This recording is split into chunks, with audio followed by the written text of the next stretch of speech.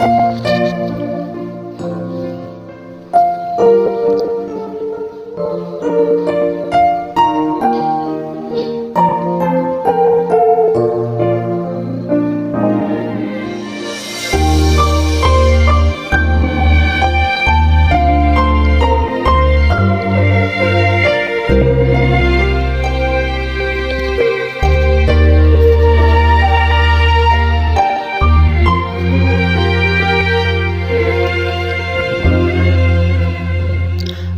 đã không giữ được nhiều hạnh phúc cho em.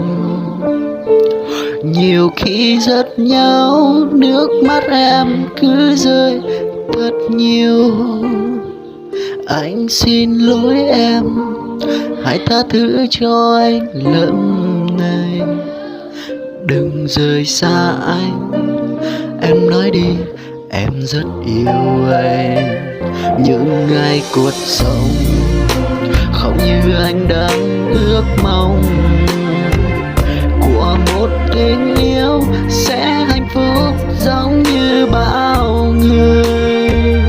Một người yêu em đắm say, một người bên em mỗi khi mà giờ đây nước mắt anh đã rơi rồi.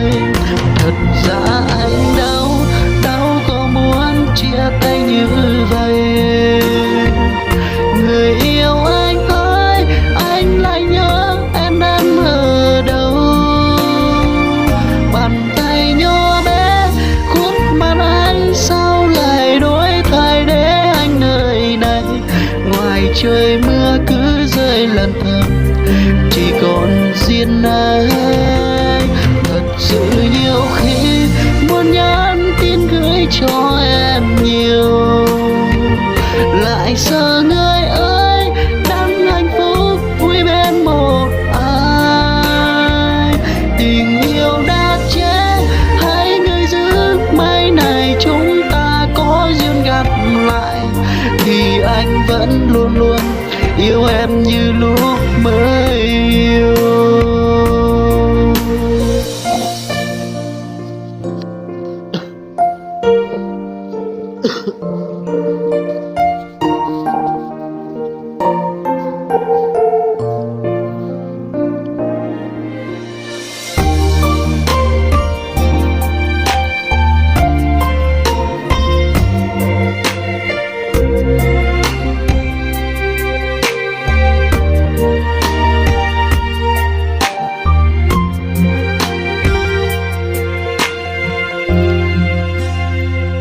Anh đã không giữ được nhiều hạnh phúc cho em.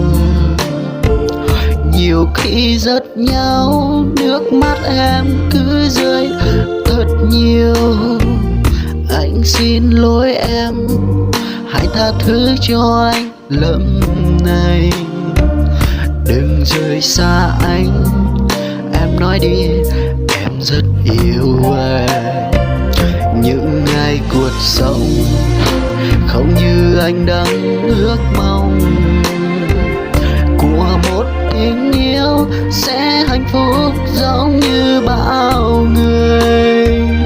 Một người yêu em đắm say, một người bên em mỗi khi mà giờ đây nước mắt anh đã rơi rồi. Thật ra anh đau có muốn chia tay như vậy. Người yêu anh ơi, anh lại nhớ em ở đâu.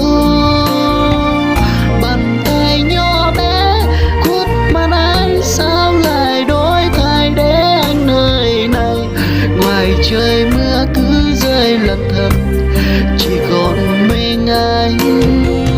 Thật sự nhiều khi muốn nhắn tin gửi cho em nhiều,